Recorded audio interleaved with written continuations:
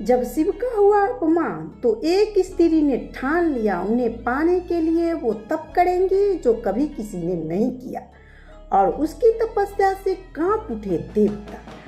लेकिन सवाल ये है, आखिर क्यों हुआ महादेव का अपमान? जो देवों के देव महादेव त्रिपुरारी को क्यों हुआ ऐसा अपमान? क्यों किया गया अपमान? ये कहानी है सच्चे प्रेम की, ये कहानी है तपस्या की, और ये कहानी है भगवान शिव और माता पार्वती की दिव्य मिलन की।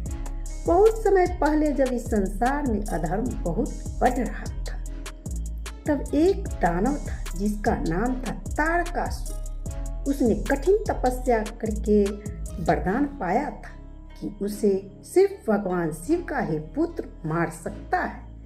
लेकिन समस्या ये थी कि भगवान शिव तो गहरे ध्यान में लीन थे, उन्हें संसार से कोई मतलब नहीं था।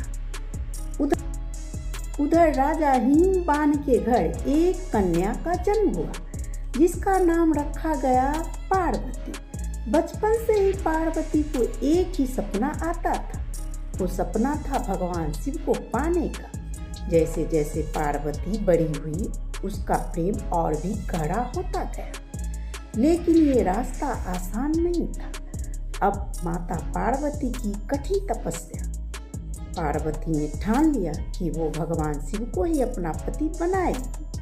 माता पार्वती ने कठोर तपस्या शुरू कर दी। दिन रात बिना कुछ खाए बिना कुछ आराम किए, कभी धूप में खड़ी रहती, कभी बर्फ में बैठ जाती।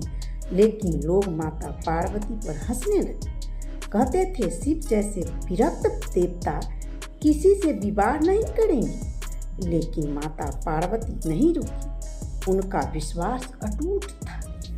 माता पार्वती का माता पिता का विरोध और अपमान, जब माता पार्वती के माता पिता को पता चला तो वो डर गए। पार्वती के माता पिता ने पूछा कि शिव कौन है?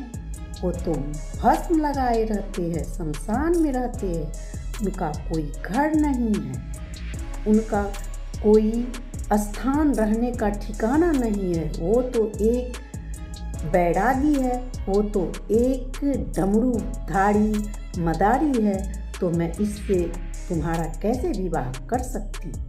पार्वती की माँ ने मैना तो साफ मना कर दिया। माता मैना ने कहा, मैं अपनी बेटी को शादी ऐसे व्यक्ति से नहीं करूँगी। तब पार्वती का दिल टूट गया, लेकिन माता पार्वती हार नहीं मानी। भगवान शिव की परीक्षा।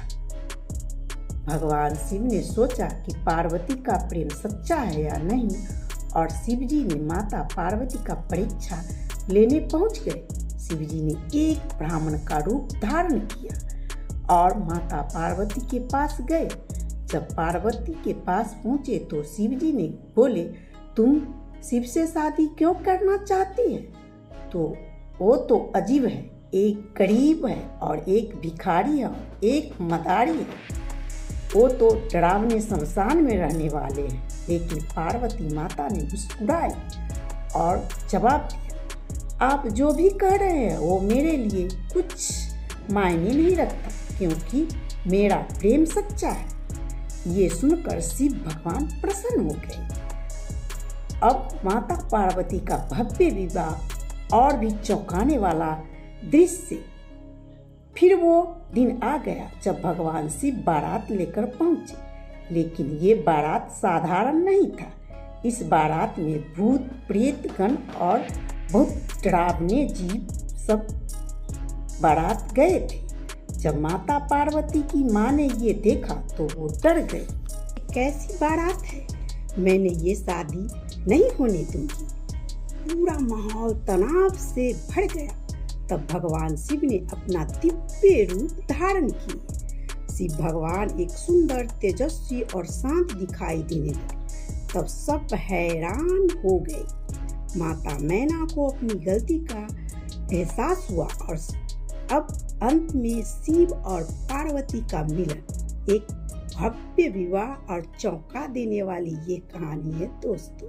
शिव पार्वती का मिलन, आखिरकार भगवान शिव और माता पार्वती का विवाह हुआ। ये सिर्फ एक शादी नहीं थी, ये सच्चा प्रेम और विश्वास की जीत। अब सारी दुनिया में ये शिव और पार्वती का विवाह जो हुआ, उस पर लोग अब तीज त्योहार पूरे दुनिया में मनाया जाता है, बड़ी धूमधाम से मनाया जाता है इस दिन तीज त्योहार।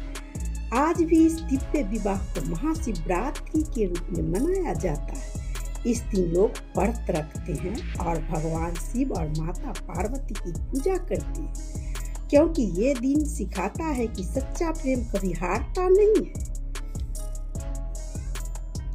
और अगर आपको प्रेम सच्चा है तो दुनिया की कोई ताकत आपको अग नहीं कर सकती।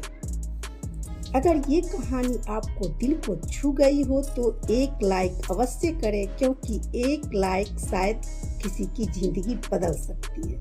और ये कहानी अगर अच्छी लगी हो आप और ऐसे ही भक्ति कहानी के लिए चैनल को सब्सक्राइब करना ना भूलें, अवश्य करें और कमेंट बॉक्स में हर हर महादेव जरूर लिखें। हर हर महादेव की